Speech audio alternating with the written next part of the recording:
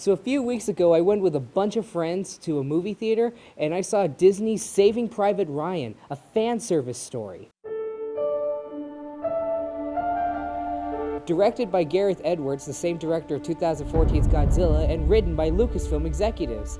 The film's about Jyn Erso, played by Felicity, I swear she's not always this bad Jones, who joins the rebellion with Cassian Andro, played by Diego Luna, and the two are set up with a ragtag group of rogues who need to steal the plans for a weapon from the Empire. It's the Death Star, alright? Spoiler alert, they get them. The main characters are boring. Jyn Erso is the worst character in the Star Wars universe by far.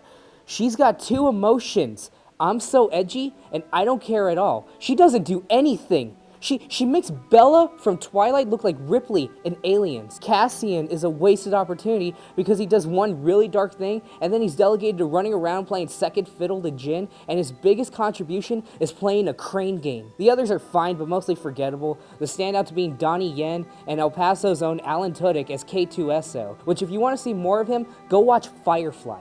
The dialogue is laughably bad. This is a rebellion, isn't it? I rebel.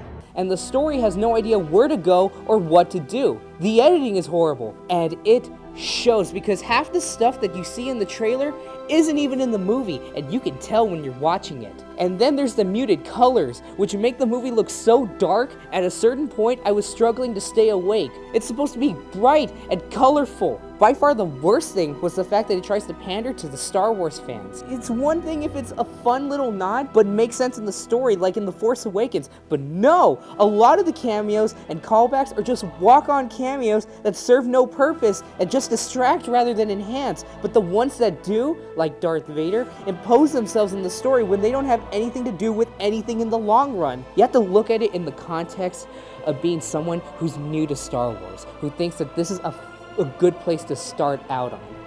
They're gonna be so lost. It's not for adults because it's not dark enough, and it's not for kids because there's death pretty much every 5 minutes. It's for Star Wars fans, which while good for them, they get the most expensive fan film ever. It's not a good movie in its own right. It's a mediocre movie, which is bad for Star Wars. It's a 5 out of 10. A mediocre film, which means it's not the worst thing ever, but for a Star Wars film, it's a horrible disappointment. The best thing about it is the fact that it's got really good special effects and good action. But as a wise man once said, special effects are just a tool, a means of telling a story. A special effect without a story is a pretty boring thing.